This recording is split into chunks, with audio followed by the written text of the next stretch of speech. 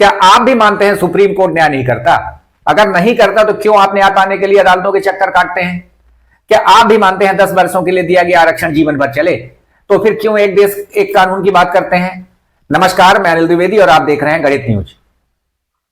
यह बात मैं इसलिए कर रहा हूं कि सुप्रीम कोर्ट के हर बड़े देशव्यापी निर्णयों को हम और आप संसद के माध्यम से हटाकर नए नियम बना देते हैं। उसी का नतीजा है कि कुछ रोड छाप खुलेआम सड़कों में सुप्रीम कोर्ट का अपमान करते हैं।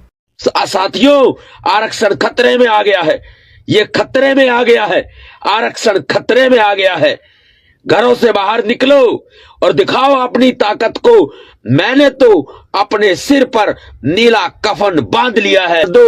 21 अगस्त को आरक्षण के समर्थन में भारत बंद, समस्त SC ST बहुजन समाज की तरफ से पूरा भारत बंद। कुछ तो जजों की जातियों पर भी सवाल उठा रहे हैं। जिन जजों ने ये ऑर्डर किया है उसमें से SC ST के कितने हैं, ये बहुत इंपॉर्टेंट है। अगर आप वर्गीकरण करना ही चाहते हैं तो मैं चाहता हूं कि सर्वोच्च न्यायालय से इसकी शुरुआत होनी चाहिए। बंद कमरे में बैठ के कुछ भी फैसला ले लिया जाएगा। और कहां गई अदालत की अवमानना की धारा? क्या आप समझ सकते हैं कि दुनिया की सबसे अच्छी न्याय व्यवस्था का अनादर कर ये रोड छाप नेता क्या दिखाने का प्रयास कर रहे हैं? क्या इन्हें नहीं मालूम कि ऐसा करने से दुनिया में भारतीय न्याय व्यवस्था की किरकिरी होगी? एक समय था कि अदालत के निर्णय को अगर कोई गलत कहता था तो उसे अच्छा नहीं मानते थे, बल्कि यह कहते थे कि उसने न्याय का अपमान किया है। आज आप देखिए, रोड छाप अनपढ़ नेता भी सुप्रीम कोर्ट के निर्णय पर उंगली उठाने लगे। लोकसभा में भले अध्यादेश से निर्णय को बदल दिया जाए, पर ऐसी टिप्पणियों वाले नेताओं व लोगों को अदालत की अवमानना लगाकर जेल में डाल देना चाहिए कि नहीं? आखिर ऐसी हिम्मत क्यों कर रहे हैं ये लोग? हम बताते हैं आपको। दरअसल बात यह है कि पहले स्कूलों में एक किताब लगती थी, नागरिक शास्त्र, जो कि अब गायब है। उसी का परिणाम है कि हम बिना समझे ही कुछ अनाप शनाप बयान देते रहते हैं।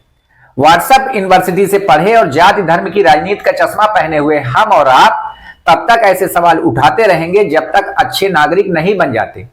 सरकार में बैठे लोग वोट के इतने भूखे हो चुके हैं कि न्यायालय के अच्छे निर्णय भी उनको अध्यादेश लाने पर मजबूर कर रहे हैं। क्रीमी लेयर पर सुप्रीम कोर्ट के निर्णय को मैं सही ठहराता हूं। जानिए क्यों। आप बताइए कि क्या जरूरी है कि कलेक्टर का लड़का ही कलेक्टर बने, भले उसमें उतने गुण ना हो?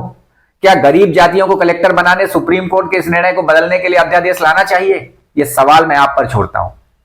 कमेंट करके जरूर बताइएगा। एक बात और, सरकार हर मामले में पुरानी बातों का हवाला देती है। क्या यह उचित है?